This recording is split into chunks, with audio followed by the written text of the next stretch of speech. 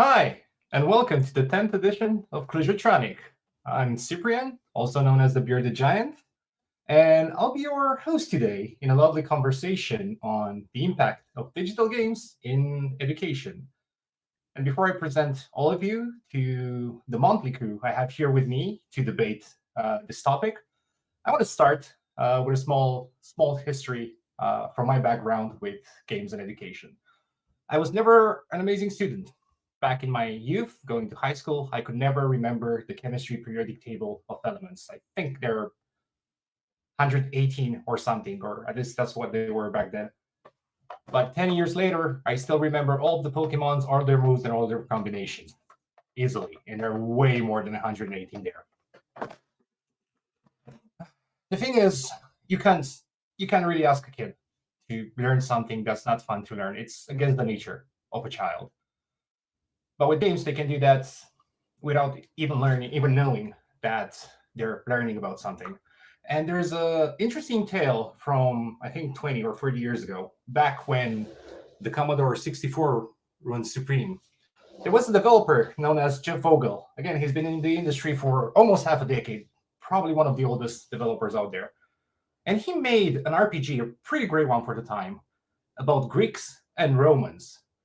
The thing is, people saw the word historical educational RPG, and he sold almost no copies. Yet he released the same game a bit later, and he just took the words out, and he didn't have to mortgage his house again because the game sold extremely well for him for the time, and a lot of people learned about Romans and Greeks.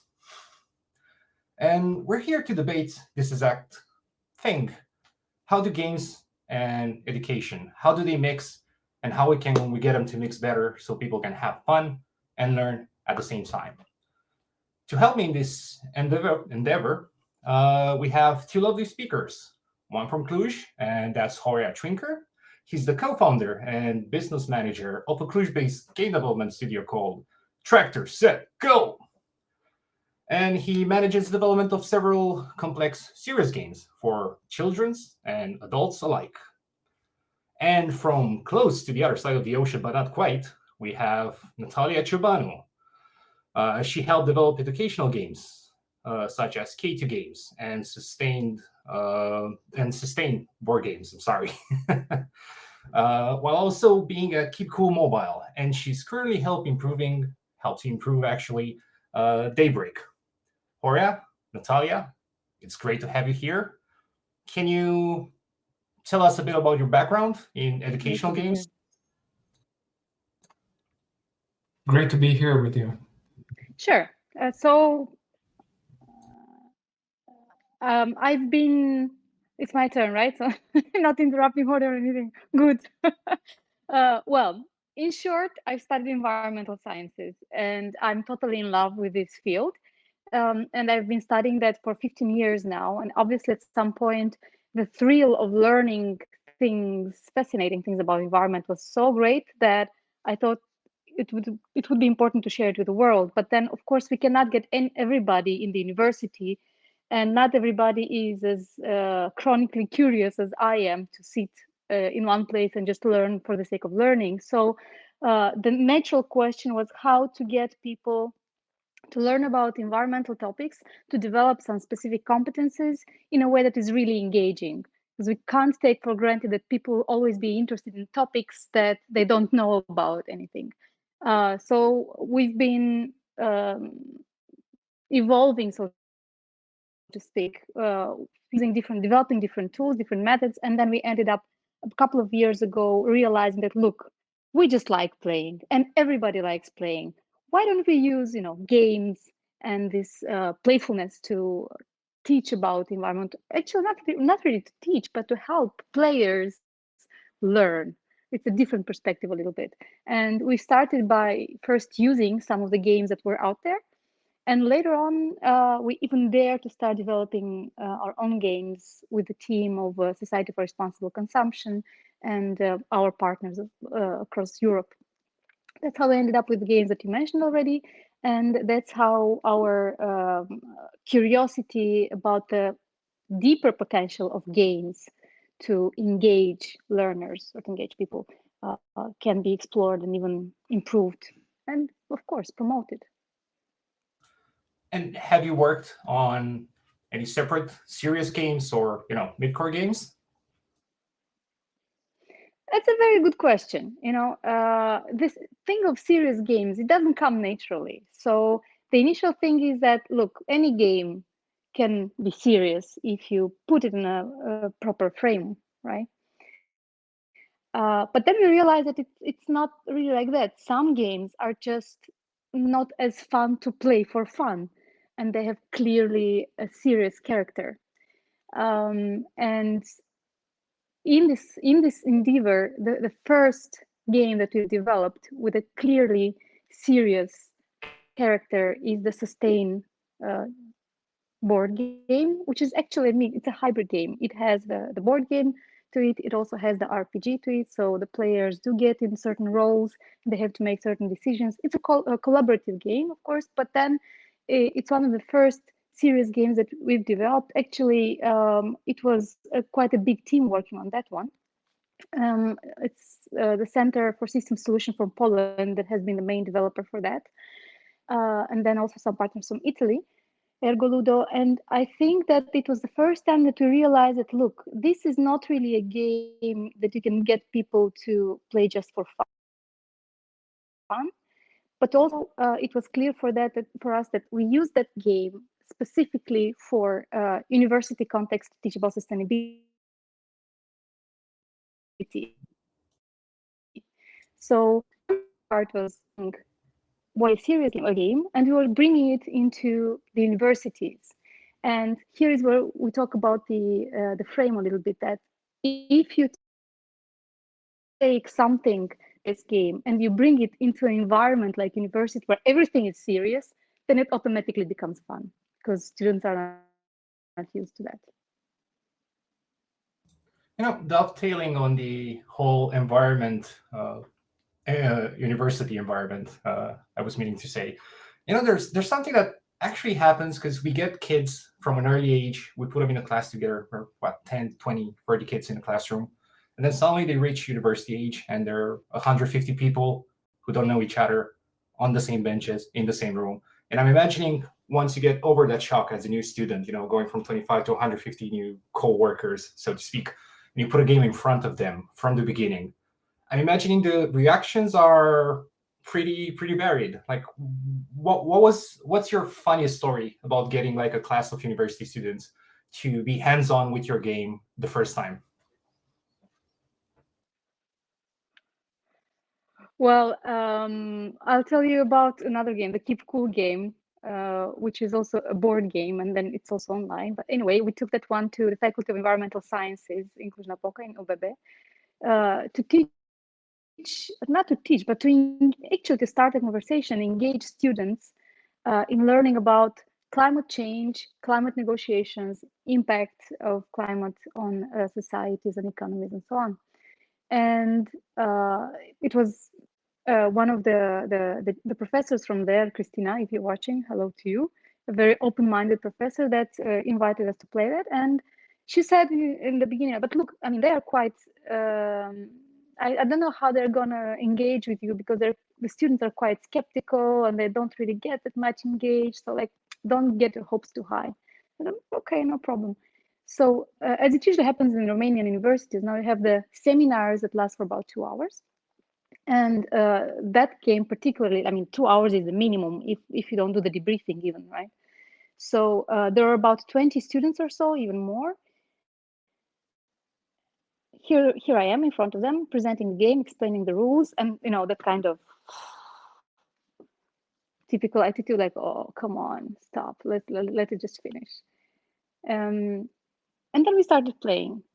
And the beginning was a bit slow. People were a little bit, I would like to start to have fun, but am I not going to be punished for that? Or I mean, can you even have fun learning in schools and universities? Like, bottom line, by the end of the 2 hours, the game was not finished. They were still negotiating. They are very much into it. And the only reason we really had to stop the game was because they had to really go to another seminar or course or something like that.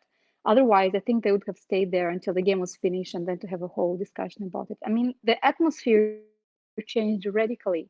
And it was fun, to see also Christina, the professor, looking like, I've never seen them so engaged in any kind of, university activity. It's funny for me because I was expecting that, having played it with different groups of people, I'm convinced that it's just a matter of remembering we're playful creatures. We learn everything by playing since we're children. It's just about remembering the playfulness and bringing it back. And it can create really funny situations also. It's cool to hear, because you started off a bit more like, well, I mean, they're students, they're a bit laid back, but one of the tests in our industry is, somebody loved the game they were playing, like your game in this case, because you got to stop the playtime at some point, and they're picking on you like, oh, come on, we got to stay. And one other person, they're like, come on, I got to leave, So congrats. It actually sounded like it's a pretty good experience. I'll come back to the game in a few minutes, but I want to give Horea a chance to talk about his game Planet Warrior, which was created during the Virtual Ideathon at Educational Digital Games, if I'm not mistaken. And I know from like other people, and probably from Horea himself, he has a bit of experience with several complex, serious games that targeted both children and adults. And I'm going to hear his impressions about this year and about working in this kind of an environment and, on games like this. Well, I'm coming from that area. I guess a lot of game developers come from the same area. I was playing a lot of games, and together with one of my associates, we started building games back in 1996. We have employees who have not been born yet, right? So it's a long time ago. We had to do a lot of limited palette type of games and so on. But for us, it was always fun, and it was an important way to tell a story. And as much as I loved my high school teacher for literature, I think games are as valid as a book when it comes to telling a story or being expressive, or they are teaching you the same stuff that a book can teach you, but in a more interactive environment. So what's wrong with that, right? And so naturally, and especially since humans are learners through experience, they like to interact with stuff and not just read about stuff. You can have a lot of interactive elements in a game, which are much easier to do in different situations. For example, if you want to test a very complex mechanism that you cannot create in real life, or it would be expensive just to have that for the kids to break, or you could, and this is where we have the most experience right now in terms of educational games. For kids, you have to adapt your content based on their level. And especially with difficult subjects like mathematics, where not everybody is doing the same, right? You don't want to have this wall of who is good and who is not good. And after you pass this wall, yeah, you are good in the teacher's eyes and you're doing well. And everybody else is like, no, I'm not good at math. Math is not good for me. And you can have this adaptive experience for kids, and everybody can have fun and can learn something. It's not a binary situation where, no, I'm not good, I'm stopping here. I will learn something out of this. And it's something that you cannot do with a book. You have to have this interactive element. I mean, there are, I remember when the first iPhones and the first iPads and the tablet revolution happened, a lot of common games for kids were actually interactive books back in the day. I think Disney had their Playtales series where you would read a Disney book. and you would scroll the page, and then you would see the castle in 3D, and you would get a better idea what's happening from there. Though I do tend to agree, like games themselves, I think they're better than movies and better than movies. And I might be jaded because I'm earning my living from making games, not from writing books. So take my words with a grain of salt. But I think the idea of just being hands-on and seeing a feedback on what you're trying to do, like the best example I can give is, I don't know, you can learn trigonometry in school, and I'm sure a lot of our viewers have heard this for all the years. Like, I'm not going to go to the market and have to use Pythagoras theorem to calculate at which angle if I launch the apple and stuff like this, or have to pay for it. But on the other hand, if you play Kerbal Space Program for more than 2 months and you manage to reach into outer space with the ship that you built, I guarantee you the next time you're going to be in a car, without trying to make an effort, you're going to know the amount of delta V you need to launch that car into space. You said something though interesting about adapting the game to the target audience in this case. How exactly do you do that? Like, do you do it through characters, through making the lesson be a bit easier? Like, I'm interested to know how can you adapt maybe the same game to different audiences for kids in order to learn easier, and what do you do to get there? Well, to take a very simple example is let's see that somebody is doing well at addition and subtraction, and then you can include multiplication in their efforts, and then you could also include larger numbers, or for the kids who are in the first grade, you could simply not use numbers and draw objects. And take a look, we have 3 oranges plus 3 another 2 oranges. How many oranges do you have? So this is a simple example because you can see that already in the classroom textbooks, but it adapts to what the children can actually work with. And that is depending on data which is analyzed, depending on their behavior, how many things they are doing correctly, how many things they are doing wrongly. And based on that, we can make that decision, what to present them with. All right. I'm curious what Natalia thinks of it. Like, did you have to adapt your board game? For example, you showed it at the university. Maybe you showed it in some places for high schools, or, I don't know, kindergarten. How hard does the concept of the game change? Or does the game remain the same and you have to explain it different for the people to understand? Like, can you walk us through the process? Sure. Definitely there has to be some adaptation going on. And on the other hand, there is also a certain age range that we take into account when introducing a game. Because on the one hand, it depends on the concepts, the words, the concepts that we're operating with, how abstract or concrete they are. It depends on the language. It also depends on the complexity of the game. So we look at that generally. And then very important aspect is what is actually the learning objectives. So why do we want to play this game with that particular age group?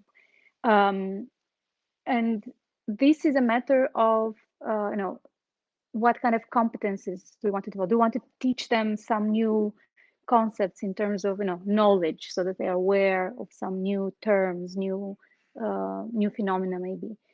Do we want to not teach them necessarily some new information, but rather to help them exercise a certain skill, like how to negotiate, how to make decisions, how to play by the rules or whatever, how to maybe use arguments, right?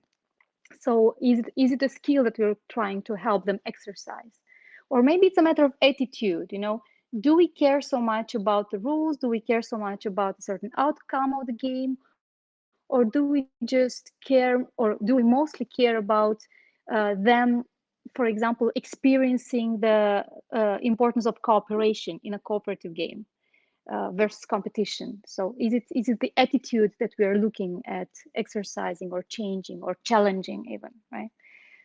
So depending on those, we then look very much at, can that particular game be used with that particular age group for that particular learning outcome, educational objective, so to speak. And here I think generally, say with the game that we played in the university, that one we usually consider to be suitable for young people, maybe 12, 14 years and older, up to 99 plus. But there was an instance where I was absolutely surprised. We had that in Cluj, we had that Fridays for Future kind of events,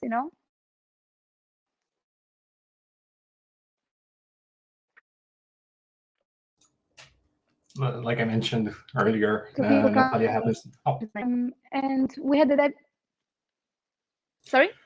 Natalia, you happen to have disconnected, at least on my side, for the last 20 seconds. Can you please repeat from back from? That's the. All right, so you were like, cause I'm not sure where you disconnected for the other people, but I want to probe you anyway afterwards. You were talking about getting the kids to understand working within the rules or breaking the rules themselves. Do you think it's important to have like educational games, serious educational games, and at the same time to be a bit more lenient in the way the game's framework has to be implemented for the kids? Like, I'm actually thinking, is there a point where you can just throw the game rules away and be like, all right, guys, because I'm seeing you're not getting it. This is what I want to tell you, and we're going to play it a different way than normally.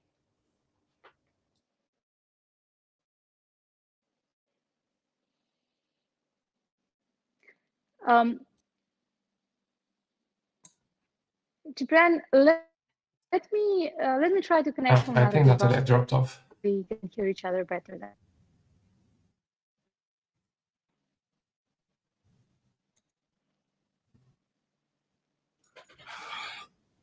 Yeah, I think we're having a bit of a problem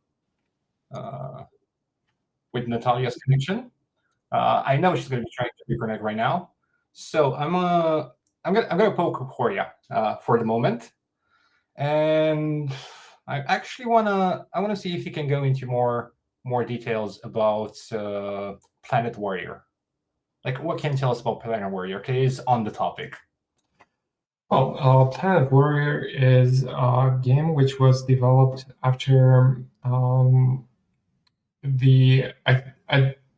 team met at the Ideathon organized by the same people who organized Clujotronic.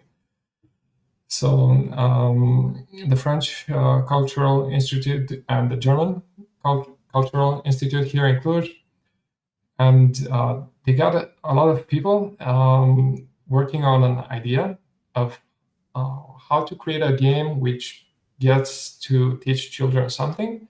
And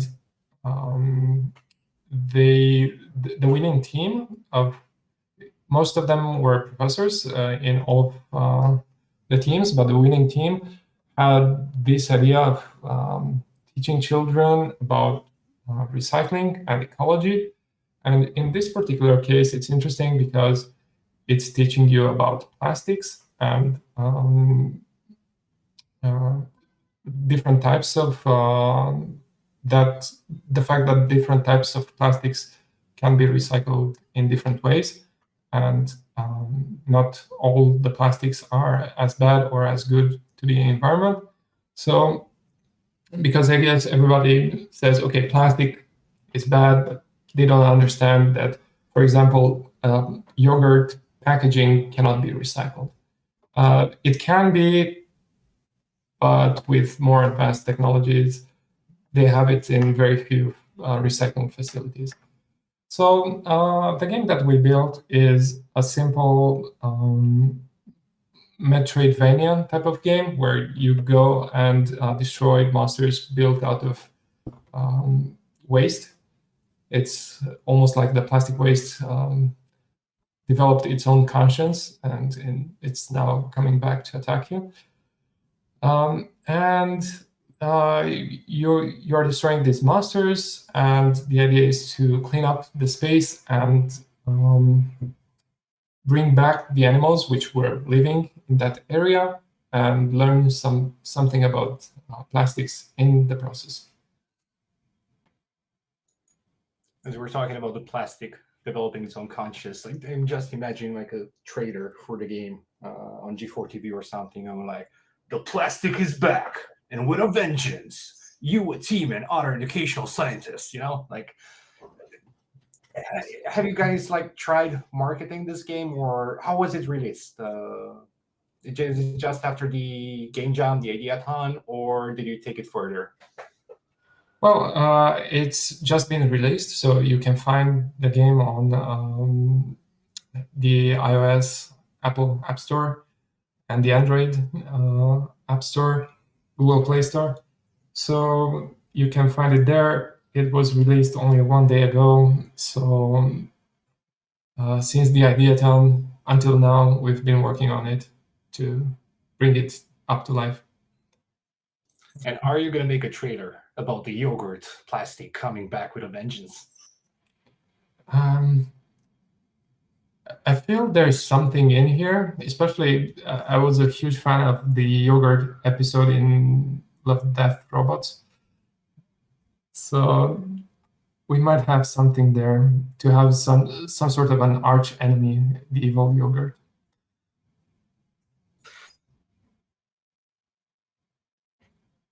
The game for educational purposes. We have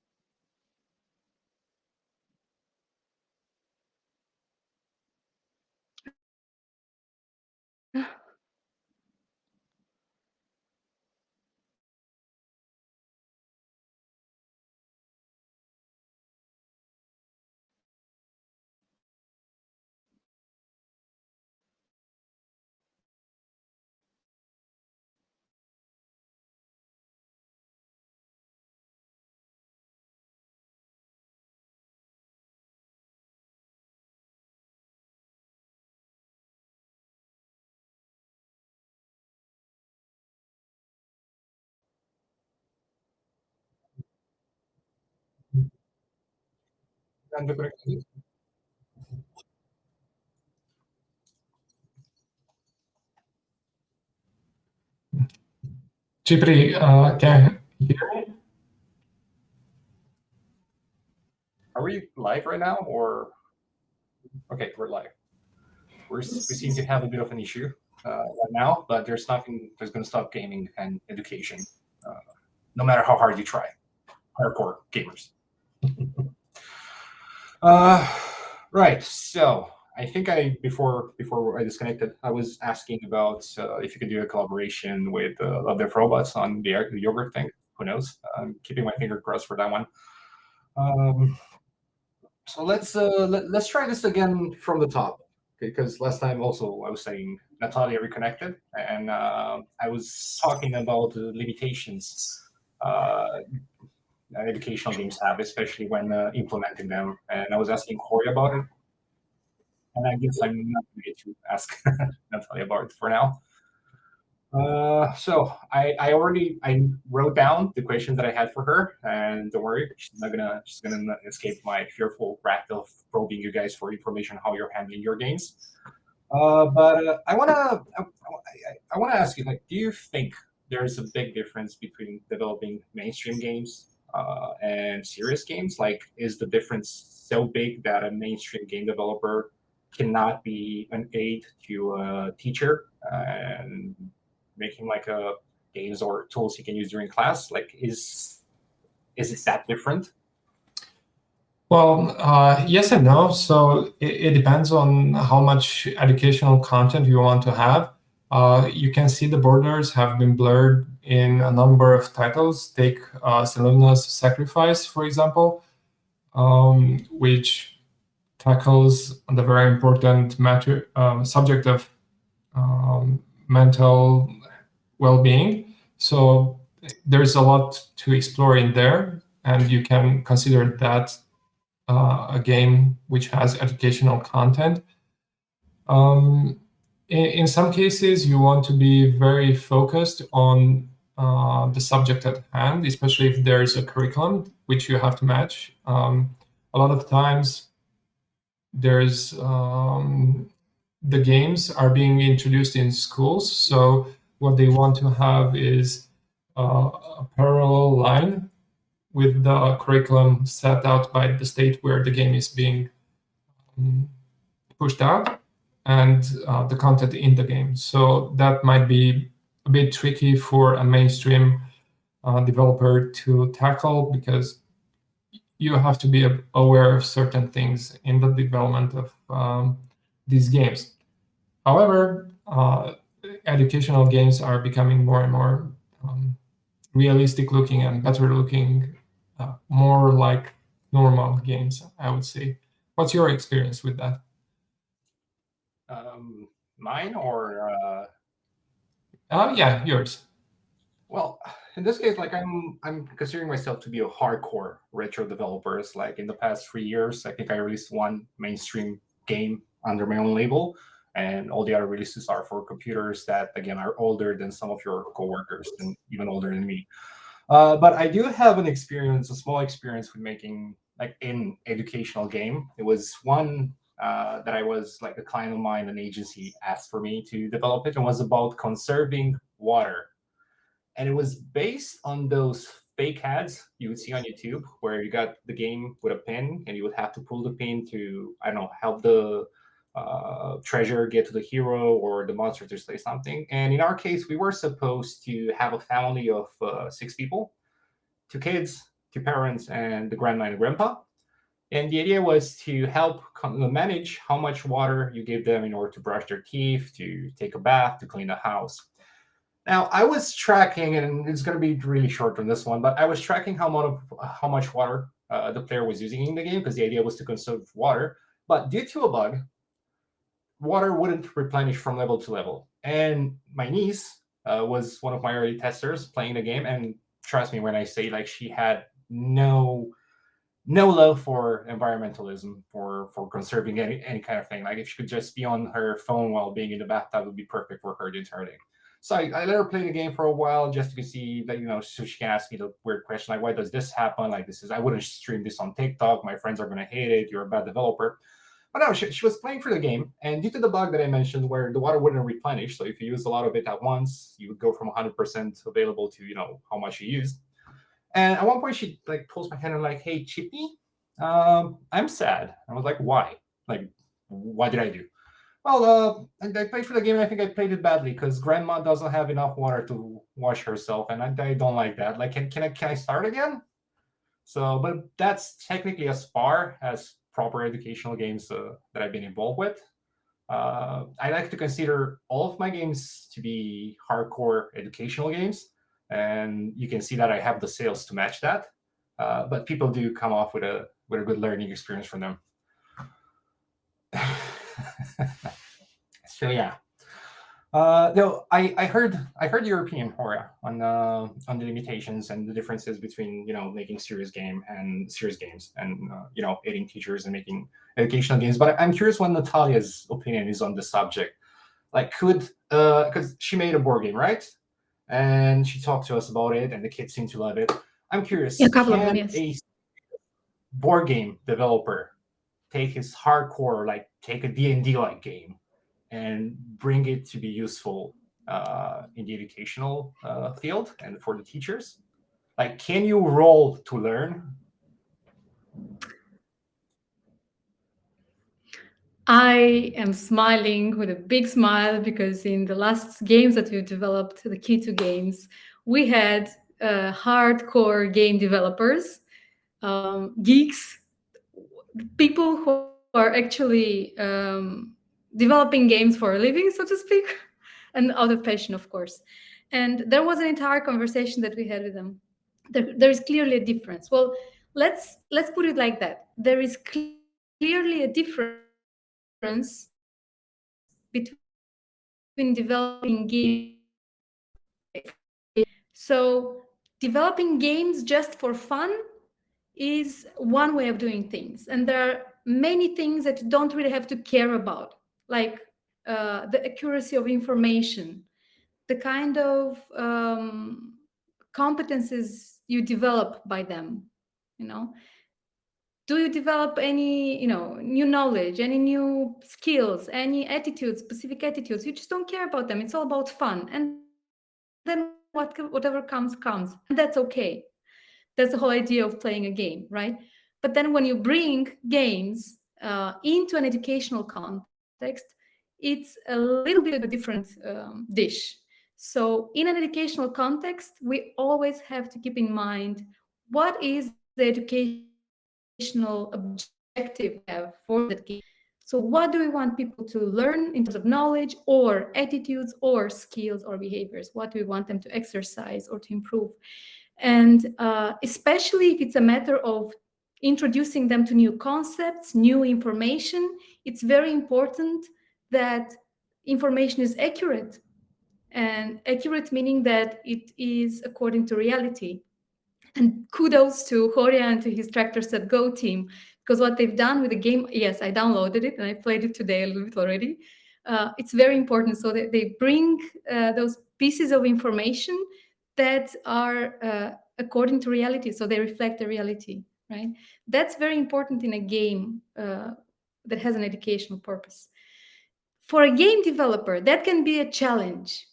Because when a hardcore game developer sets out to develop a game, it's okay, let's just roll, let's just have fun, let's see what comes.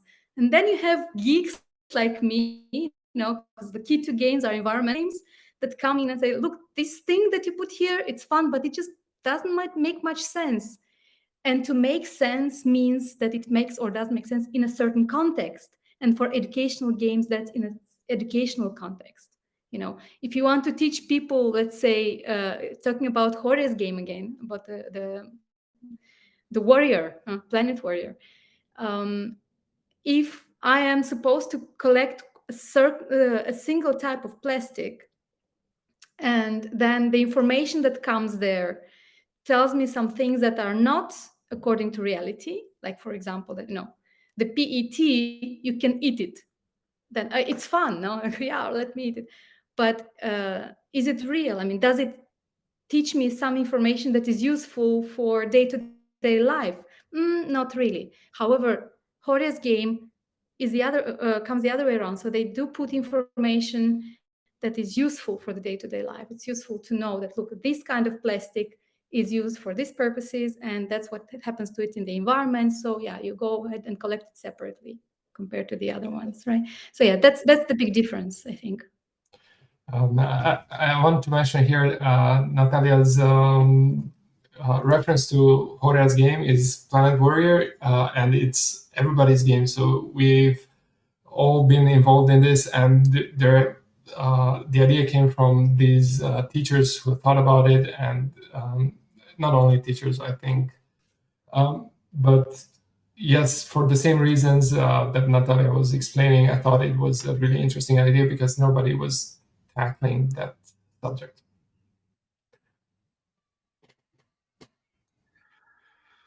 All right, so I know I'm going to be on the outside here, but does it really have to be 100% accurate? Can't the player just get a general idea that, hey, maybe if I throw a bit of litter in the forest, the trees are not actually going to start an army and strangle me in my sleep, but maybe somebody trips on it and is carrying a match and accidentally sets fire to the forest. Like, in a more fun approach, my question, I guess, is it important to be 100% accurate, or do you have some leeways, like commercial license to make a joke in there somewhere? Because people, when they hear serious educational games, they think you're going to be reading a Wikipedia entry next to your character details. I think it's very related to what I was saying earlier. It depends on what you're trying to teach your audience, and that's the fact. Those are the facts which you cannot get wrong. And otherwise, you can have plastic monsters if you want to.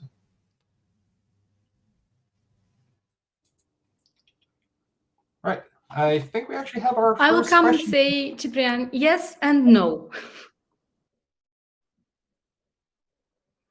Go on. Can you elaborate a bit more on this one? Because I'm curious. Okay. Because I thought you would be coming with a question from the audience. Okay, so why yes and why no? Yes, it's important if, just as Horea said, you're targeting to teach something that is according to reality. So in that case, you do need to make sure, especially if you don't have the occasion to elaborate on that, to discuss with the people who are playing it. But no, if you have the context where you can talk with people about that. Let me give you an example. So in the Key2 games, we have this card game that we've developed. It's called Key2 Recycling Party, where players have to collect a full meal, like first, second, and third dish, that comes in a certain package, and then they have to recycle the package. And the way that we use the package is, in certain ways, it's optimistic, meaning that in Romania, for example, you don't get burgers that come in a metal wrap that much. You get it in some sort of paper, right? So obviously, it's something that is tricky there, or, I mean, according to Romania, not really realistic. In other countries, it's very realistic. But let's take it as an example that it's not according to reality. So the idea is that when you use that card game in an educational context, we always leave some time for debriefing. And debriefing in an educational context is very important.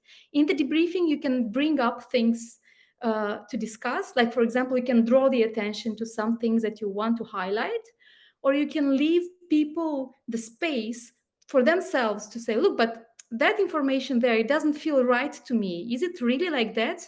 And then you start a discussion around that, right? So the game can be total bollocks in terms of how realistic or not realistic it is, as long as it serves just as an intro to a discussion that you have after the game with the people. All right, so educational games as a conversation starter, a fun game that sparks a conversation on the subjects try to teach. I think that's really close to the heart of the subject. And I wanna come back to this one just to see if we can brainstorm some possible ideas for this, and of course talk about the elephant in the room, Minecraft, and how it would use for education, because we were supposed to get here at some point, because everybody considers, oh yeah, I played educational games, I played Minecraft. But before that, I think we have pretty great questions regarding our neck of the woods from Facebook right now. And the question is, do you think educational games should be supported by the government or receive government funding, especially in Romania?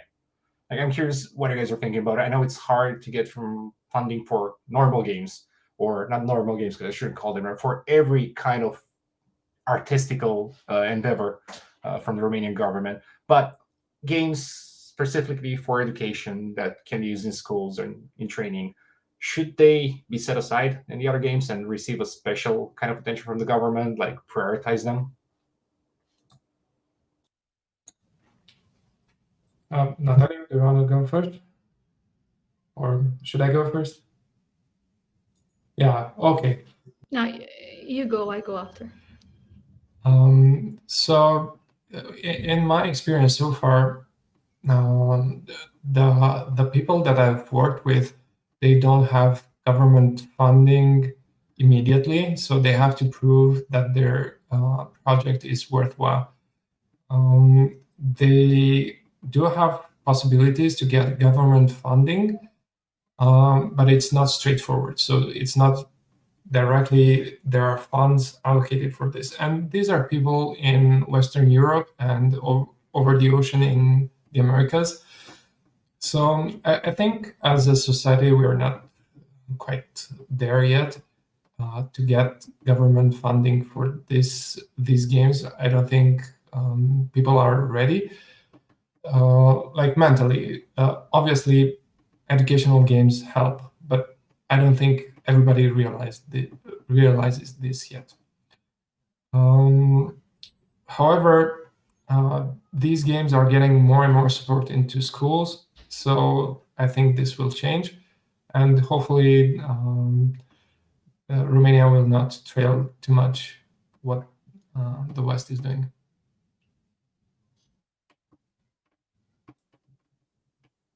Right. Yeah, Natalia? I think in terms of funding to develop educational games, yeah, I don't think it's necessary to have funding from the government as such. Firstly, because I mean, you need to you cannot receive just directly, here you have some money, and so develop some game. But if the government comes to the Ministry of Education, comes to the understanding that, look, we probably should have a program for that, let's have a program dedicated for game developers who can develop educational games.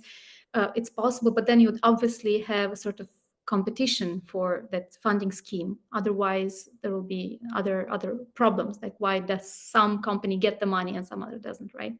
So that's one thing. But the key to games that we've developed for explicitly educational purposes, we've developed it with EU funding through the specific Erasmus Plus project.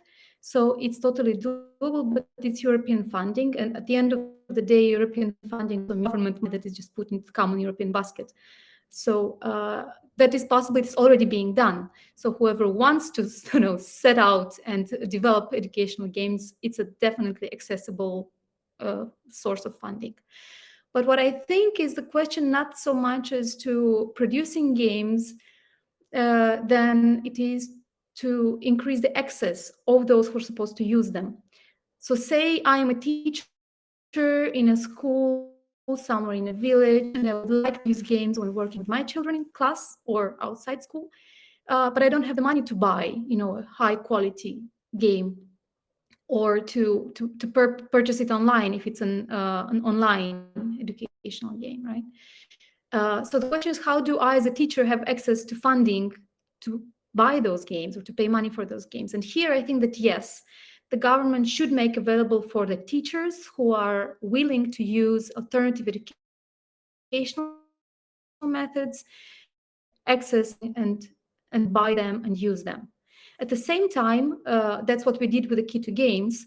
When developing the game, we try to make sure that the game is easily available and accessible as for free as much as possible, since it's educational, to anybody. So we've developed board games that are actually print and play. They're also available in print and play versions. And then some of them are just simulation games, other things also online. So I think that it's a matter of game developers finding ways to access funds and to then give the maintenance for those games with money that can be governmental money or EU funding or other, CSR funding from companies, to make those games available for free for educators and to promote them, of course, so that educators actually know where to find them and how to find them. So, wow, I think that actually covered most of the bases that could have come with the question. But that sparks another question from my side. As you were talking about competition and like helping the teachers actually get access to the medium so games can actually run on them. Do you think there's important to actually educate the educators on using games and interactive tools as aids? Because I don't know how it is nowadays, but back in my day, the idea of learning something from a computer or using a game or using anything that's interactive other than a book that could fly across the room, it would be shunned upon. Do you think it would be worth it to educate the educators about these possibilities and have like a nationwide program?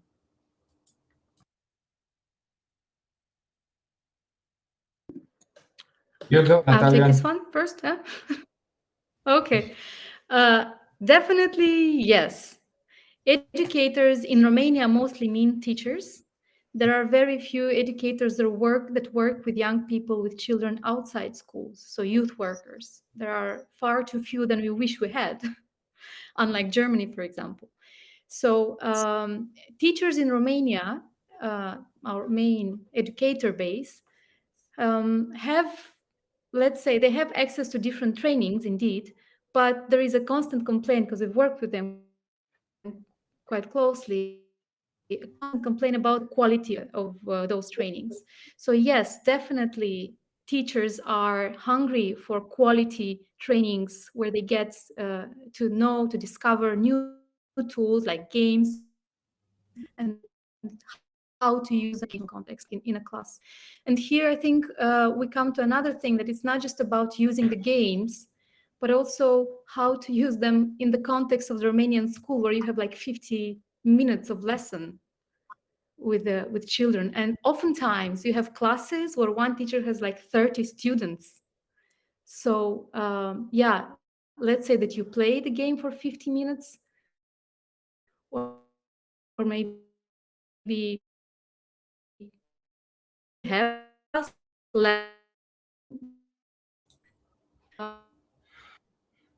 it's not just teaching. So I think Natalia dropped off again. Probably. Let's see if we can bring her back, because the subject was actually interesting. Hi, Natalia. Yeah, you dropped off at let's say you can play the game for 15 minutes, and I wanna intervene right there and ask: Can we instead of designing a game that can be played in class, do you think we can take the curriculum, the yearly curriculum for a given subject, and basically split the game to specially design the game to last for only 50 minutes for that subject in itself? So this way they can experiment through it, not at in the class, all 30 of them watching the teacher or just one playing, but more talk about the game openly at school and use it to play it at home for homework. Has this approach been tried? What do you guys think about it?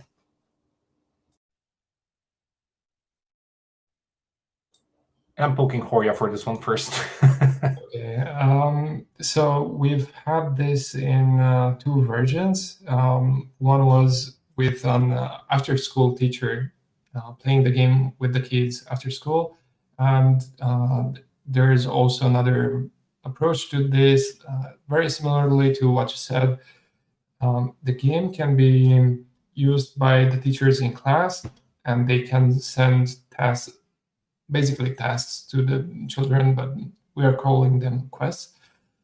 And when they get back at home, they can continue playing the game and exploring the world, and having all the fun they want to have at home, and still be learning what the teachers want them to learn.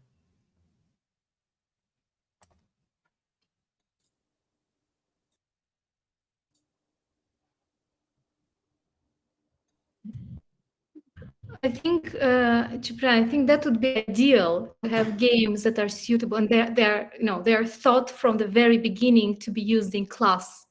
Because when we develop a game with the context in mind, the context meaning where they will be played, by whom they will be played, who will teach them, and how it will be used. So when we develop a game with those things in mind, with the end user in mind, with the end context in mind, then I think the success is pretty much there. It's like halfway there, right? But that's the challenge for the game developer, actually, oftentimes, to keep in mind all these parameters. And there is definitely a hunger for that. That's important to remember. It's a hunger on the side of teachers are struggling to find ways to engage their students. There's a struggle from the side of students who need information in school. I mean, come on, Wikipedia, Google is out there. It's not about having access to information. It's about being curious enough to look for it. It's about having the skills, to be able to filter the bollocks information from the reliable information. And here is what I mean. If I would be a teacher using a game in school, I would use it just to start and to drive the students' curiosity. Because if we manage to bring that spark, and to give the students the possibility and the courage to start asking questions like, but why is it like that? No, but why? Then it's good enough. It's good enough, and the game has done it. And then if the student is curious, he'll go and he'll find the information himself. No, that's a good topic. But why? But why go on with the current method of teaching, where when all you can do is, hey guys, if you learn how chemistry reacts with this thing and that thing, I'm going to show you how to pass that level for the game we were playing in school. And I know you guys do not know the secret code, or this is put it together in a lesson like this. Like, we're going to learn this. This is going to help you figure out how to pass that puzzle, which is going to allow you to continue over there. And it'll be just enough for you to put enough effort so something actually goes into your head, and then makes yourself, well, okay, I know it's like this, but why is it like this? And I think that's one of the most important questions we got to ask ourselves as developers if we were going to approach this field, especially in the education moving on. Because come on, let's face it, it's been, 2 years? A lot of people have been having their education at home. You're already sitting in front of the computer. There's no reason to take the same limitations like in school, where you just got to sit and look forward and take notes. At this point, we can just go fully interactable with everything. All right, guys, because I think it's almost an hour, and I think the stream is done. However, please let our watchers know how they can get in touch with you, where they can follow you, plug your favorite company address, favorite website, favorite Twitter account, and tell us where we can hear more about you guys. Go, Natalia. Thank you, Horea. So the game we've been developing, we're publishing a lot of information about them on Facebook, on Society for Responsible Consumption, Societatea pentru Consum Responsabil for the Romanian speakers. And also, I'm discussing it a lot on my Facebook profile and on LinkedIn profile. Facebook is Natalia Ciobanu, just as you hear it, or Natalia.Ciobanu to be easier to find. And we also have a community, but that one can be easily followed once you follow the Society for Responsible Consumption page. And you can find us on tractorsetgo.com and search for TractorSetGo on Facebook. You will see what we do. We mostly not regarding the educational aspect. We do other types of games as well. The educational ones are under NDAs at the moment, so hopefully we'll be able to share something about those in the future.